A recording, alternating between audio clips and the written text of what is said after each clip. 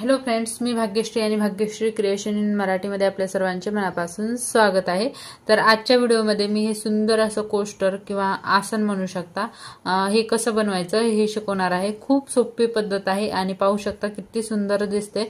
हवं तर मी ते एका कलर मध्ये बनवलेलं आहे, तुम्ही दोन कलर मध्ये सुद्धा बनवू शकता। पाहू शकता पानाच्या आकाराची याची डिझाइन आहे।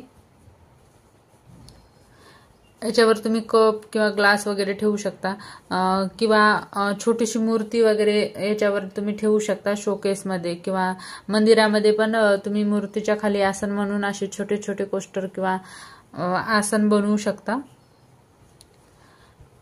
बनवायला तर खूपच सोपं आहे, एकदा नक्की ट्राय करा।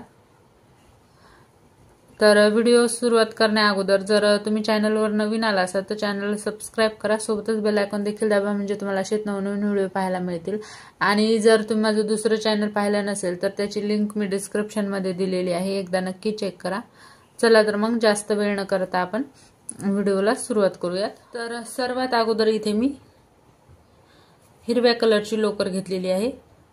तर हिरव्या कलरच्या लोकरीने आपण खालची पानं बनवणार आहोत। तर सर्वात अगोदर एक मॅजिक रिंग बनवून घ्यायची आहे आणि एक मॅजिक रिंग बनवल्यानंतर आपल्याला ह्या मॅजिक रिंग मध्ये 6 पफ स्टिच विणायचे आहेत। पफ स्टिच विणण्यासाठी मी 3 वेळेस सुईवर धागा घेतला, त्याच्यानंतर सर्व धाग्यातून एकत्र काढून एका साखळीने जॉईंट करायचं। त्याच्यानंतर परत 2 साखळ्या घ्यायच्या आणि तिथे दुसरा पफ स्टिच बनवायला घ्यायचा, 2 आणि हे 3 वेळेस घेतल्यानंतर परत हे पफ स्टिच जॉईंट करून घ्यायचा आणि परत 2 साखळ्या घ्यायच्या। तर या पद्धतीने आपल्याला आणखीन 4 पफ स्टिच विणून घ्यायचे आहेत। तर हे पाहू शकता इथे मी 6 पफ स्टिच विणून घेतलेले आहेत। आता ही मॅजिक रिंग आपल्याला घट्ट ओढून घ्यायची आहे। त्याच्यानंतर काय करायचं, ह्या ज्या 2 साखळ्या घेतलेल्या आहेत, हा जो पहिला पफ स्टिच आहे तिथे स्लिप स्टिचने जॉईंट करून घ्यायचा आहे आणि परत ह्या 2 साखळ्याच्या गॅप मध्ये आपल्याला एक खांब घेऊन जायचं आहे। आता आपल्याला काय करायचं आहे, पान बनवण्यासाठी लूप बनवायचा आहे। तर सर्वात अगोदर काय करायचं, 1 2 3 साखळ्या घ्यायच्या आणि सेम साखळीमध्ये आपल्याला काय करायचं आहे, एक खांब घालायचा आहे किंवा तुम्ही स्लिप स्टिच देखील घालू शकता। आता परत पुढच्या याच्यामध्ये आपल्याला एक खांब घालून जायचं आहे किंवा इथे 2 साखळ्या घेऊन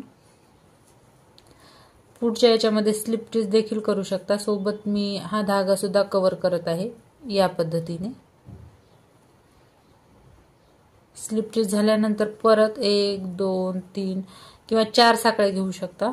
4 साखळ्या घेतल्यानंतर परत तिथेच आपल्याला एक स्लिप स्टिच करून घ्यायचं आणि परत 2 साखळ्या घ्यायच्या।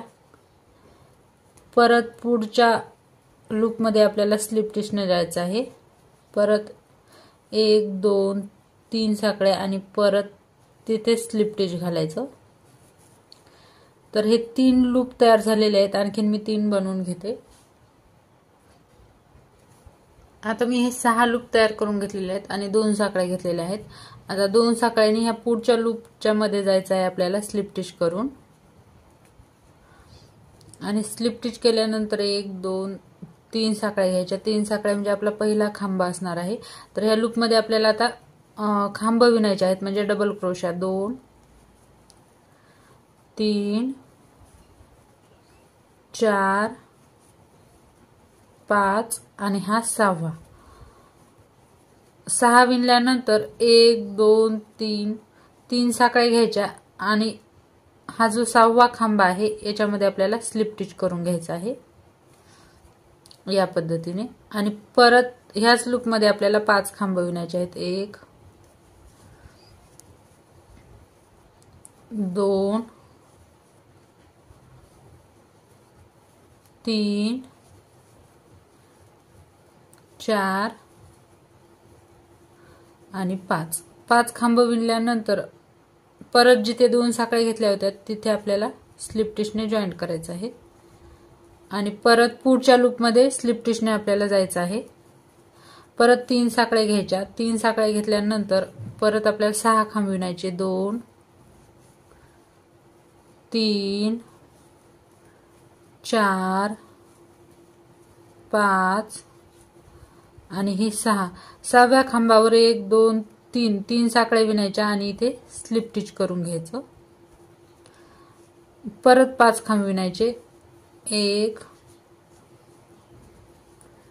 2 3 4 आणि हे 5. 5 खांब विणल्यानंतर परत ह्या ज्या 2 साकळ्या आहेत तिथे आपल्याला स्लिप स्टिच करून घ्यायचं आहे आणि परत पुढच्या लूप मध्ये सुद्धा स्लिप स्टिचने जायचं आहे.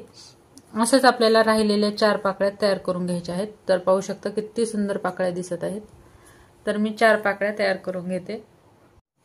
तर हे पाहू शकता मैत्रिणींनो, मी हे छोटंसं कोस्टर म्हणू शकता किंवा आसन म्हणू शकता, हे तयार करून घेतलेलं आहे.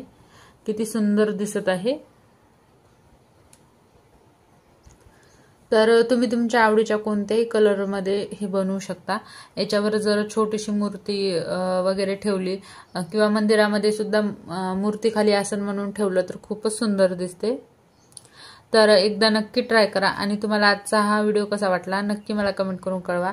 व्हिडिओ जर आवडला असेल तर लाईक करा, शेअर करा आणि जर माझ्या चॅनलवर नवीन आला असाल तर चॅनलला सबस्क्राईब करा, सोबतच बेल आयकॉन देखील दाबा म्हणजे तुम्हाला असेच नवनवीन व्हिडिओ पाहायला मिळतील. तर लवकरच भेटूयात अशाच एका नवीन व्हिडिओमध्ये. तोपर्यंत बाय बाय.